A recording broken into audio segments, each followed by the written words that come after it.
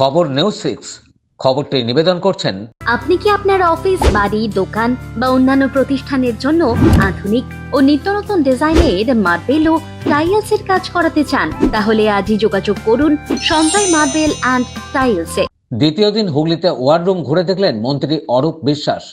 বিধানসভা ভোটের আগে এসআইআর চলাকালীন মন্ত্রী অরূপ বিশ্বাস হুগলি জেলার বিভিন্ন জায়গায় ওয়ার রুম ঘুরে দেখলেন। গতকাল প্রথম দিনে তিনি খানাকুল, আজ দ্বিতীয় দিনে প্রথমে বাঁশবেড়িয়া, পরে জিরাট, সেখান থেকে পান্ডুয়া হয়ে তিনি চুঁচুড়ার উদ্দেশ্যে রওনা দেন। গতকাল ত্রিবেণী বিটিপিএস গেস্ট হাউসে থাকার পর আজ বেলায় প্রথমে বাঁশবেড়িয়া পৌরসভার 18 নম্বর ওয়ার্ডের দলীয় কার্যালয়ে আসেন। সেখান থেকে জিরাট বাসস্ট্যান্ডে ওয়ার রুম পরিদর্শন করলেন রাজ্যের মন্ত্রী অরূপ বিশ্বাস। সঙ্গে ছিলেন বলাগড়ের বিধায়ক মনোরঞ্জন ব্যাপারী, আরও দুই বিধায়ক অসীমা পাত্র ও অরিন্দম গুঁই, জেলা সভাধিপতি রঞ্জন ধারা সহ জেলা ও ব্লক নেতৃত্ব। সবশেষে সাংবাদিকদের তিনি বলেন, এটা পুরোপুরি বিজেপির চক্রান্ত। ভোটের আগে এবং ভোটার লিস্ট থেকে কারো নাম বাদ যাবে না।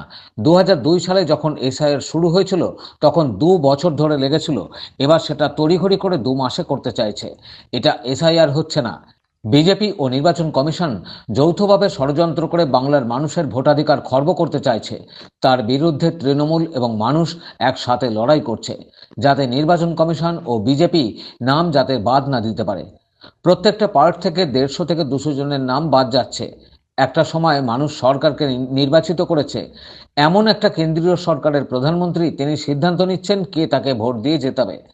তার বিরুদ্ধেই মমতা বন্দ্যোপাধ্যায়, অভিষেক বন্দ্যোপাধ্যায়ের নেতৃত্বে লড়াই চলছে। তিনি হুঁশিয়ারি দিলেন, এটা মহারাষ্ট্র নয়, এটা বিহার নয়, এটা হরিয়ানা নয়, এটা পশ্চিমবঙ্গ, এটা মমতা ব্যানার্জির বাংলা। কি বলবেন বিষয়টা গতবার যখন 2002 তখন 2 বছর ধরে হয়েছিল, এবার মাত্র 2 মাসে তারা তড়িঘড়ি করতে চাইছে।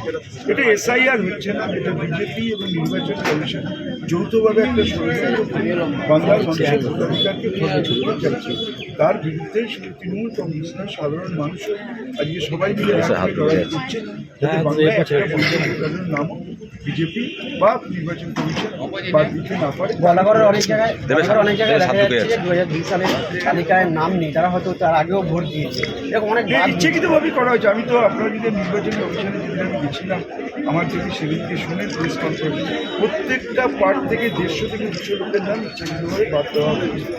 অ্যাকচুয়ালি একটা সময় মানুষ সরকারকে নির্বাচিত করত, এখন এমন একজন কেন্দ্রীয় সরকার, এমন একজন প্রধানমন্ত্রী, তিনি ঠিক করছেন কে তাকে ভোট দিয়ে নির্বাচিত করবে। আজকে গণতন্ত্র মানুষ, গণতন্ত্র বলে কিছু নেই। তো তার বিরুদ্ধে মমতা ব্যানার্জির নেতৃত্বে, অভিষেক ব্যানার্জির নেতৃত্বে আমরা লড়াই করছি। একটা জিনিস বিজেপিকে আমরা বুঝিয়ে দিতে চাই যে এটা মহারাষ্ট্র নয়, এটা হরিয়ানা নয়, এটা বিহার নয়, এটা পশ্চিমবঙ্গ, এটা মমতা ব্যানার্জির বাংলা। বিধানসভার আগেই এসআইআর চালু, এটা কি ভোটমুখী রাজনীতি? একদম ভোটমুখী রাজনীতি। এবার বারবার চেষ্টা করছে, হাজার চেষ্টা করেও হয়নি, আবার চেষ্টা করছে, আবারও 10 বছর। কোনো কাজ নেই তো ওদের সঙ্গে কি। হুগলি থেকে রাজেশ দেবনাথের রিপোর্ট, খবর নিউজ 6। আপনি কি আপনার অফিস, বাড়ি, দোকান বা অন্যান্য প্রতিষ্ঠানের জন্য আধুনিক ও নিত্যনতুন ডিজাইনের মার্বেল ও টাইলসের কাজ করাতে চান? তাহলে আজই যোগাযোগ করুন সঞ্জয় মার্বেল অ্যান্ড টাইলসে। অভিজ্ঞ কন্ট্রাক্টর ও মিস্ত্রি সঞ্জয় দাসের সাথে আমরা নিত্যনতুন মেশিন দ্বারা মার্বেল এবং টাইলস বসিয়ে থাকি। আমরা সাজিয়ে দেব আপনার স্বপ্নের প্রতিষ্ঠান। আমরা ফুল কন্ট্রাক্ট নিয়েও কাজ করি। আমাদের ঠিকানা ক্ষুদিরাম পল্লী, বাঁশবেড়িয়া, হুগলি, মগরা। প্রোপাইটার সঞ্জয় দাস। আমাদের সাথে যোগাযোগের মোবাইল নাম্বার এবং হোয়াটসঅ্যাপ নাম্বার 7980442694।